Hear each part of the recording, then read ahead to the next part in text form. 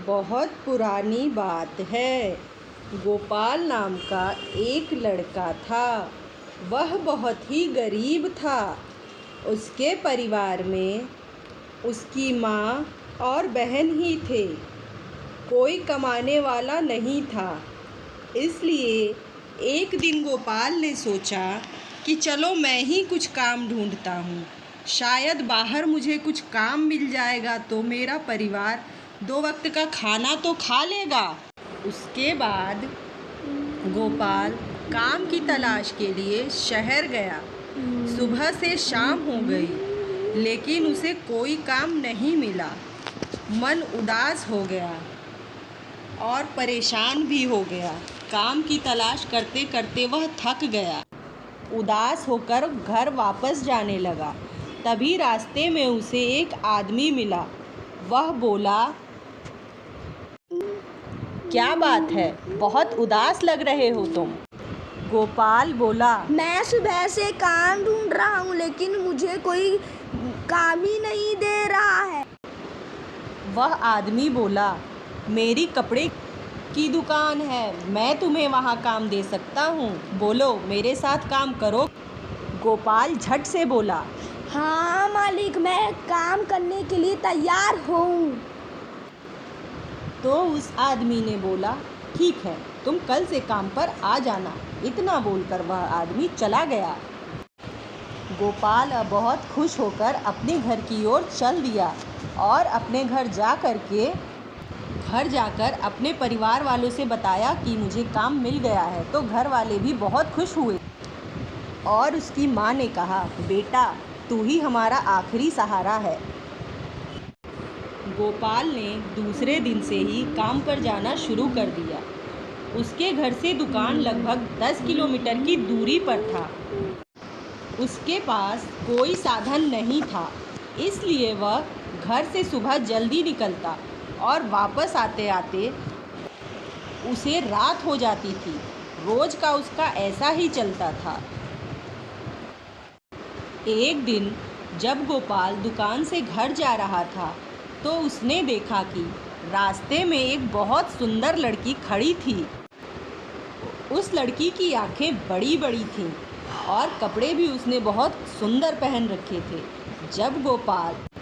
जब गोपाल उसके सामने आया तो वह गोपाल को बार बार घूरने लगी। गोपाल ने एक बार उस लड़की की ओर देखा और फिर उसको अनदेखा करके अपने घर की ओर चल दिया। दूसरे दिन जब गोपाल काम खत्म करके घर वापस जा रहा था, तो फिर वही लड़की उसे उसी जगह दिखाई दी और फिर वह उसे घूरने लगी। फिर भी गोपाल ने उसकी तरफ पलटकर नहीं देखा और अपने घर की तरफ जाने की लगा। 1 मिनट के लिए भी वह वहाँ नहीं रुका, क्योंकि गोपाल को उस लड़की से बहुत डर लगता था और गोपाल डर के मारे कांपता था। वह लड़की कई दिनों तक उसे उसी जगह दिखाई देती थी, लेकिन वह उसकी तरफ नहीं देखता था। एक दिन वह लड़की दिखाई नहीं दी। गोपाल ने इधर उधर देखा, लेकिन वह कहीं नहीं दिखी। वह सोच में पड़ गया, ना जाने वह लड़की आज क्यों नहीं आई। फिर वह अपने घर की ओर निकल पड़ा। 1 महीने बाद उस लड़की की एक चिट्ठी आई। गोपाल ने चिट्ठी को खोला और देखा तो उसमें एक लड़की का नाम लिखा हुआ था और वो नाम था रानी। उसमें से एक फ़ोटो भी निकली जो कि उस रास्ते वाली लड़की से हूबहू मिलती थी। गोपाल डर गया कि उसको मेरे घर का पता कैसे मिला। उस चिट्ठी में लिखा हुआ था कि कल जब तुम दुकान से निकलोगे तो जहाँ पर मैं खड़ी रहती हूँ वहाँ पर मेरा इंतज़ार करना। गोपाल उसके दूसरे दिन अपना काम ख़त्म करके दुकान से निकलकर उसी जगह पर पहुँच गया जहाँ वह लड़की खड़ी रहती थी। वहाँ पर पहुँचकर देखा तो वह लड़की वहाँ पर थी ही नहीं। बहुत देर तक उसने उसका इंतज़ार किया। जब वह लड़की नहीं दिखी तो उसको याद आया कि जो चिट्ठी आई थी उसमें उस लड़की का पता तो होगा ही। अतः वह घर गया और घर जाकर उसने चिट्ठी में उस लड़की का पता ढूंढा और उस लड़की के घर जा पहुंचा। वहाँ एक आदमी खड़ा था। वह आदमी बोला, बोलो क्या काम है? गोपाल ने कहा, मुझे रानी से मिलना है। उस आदमी ने कहा, बोलो क्या काम है? मैं उसका पापा हूँ, उसे गुजरे तो 2 महीने हो गए।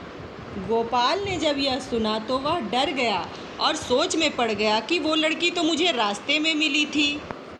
गोपाल भागकर अपने घर पहुंचा और बहुत बीमार हो गया। घर वालों ने बहुत इलाज कराया, फिर भी कोई फ़ायदा नहीं हुआ। उसका काम भी छूट गया। गोपाल को अक्सर मरी हुई रानी का चेहरा सोते हुए नजर आता था। ये सब बातें जब गोपाल ने अपने घर वालों को बताई, तब घर वालों ने एक तांत्रिक बाबा को बुलाकर गोपाल का इलाज करवाया।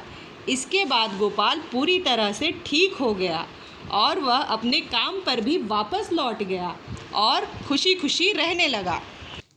गाइस प्लीज़ हमारे चैनल को लाइक शेयर सब्सक्राइब कीजिए। आपके एक लाइक शेयर सब्सक्राइब से हमें बहुत मोटिवेशन मिलता है।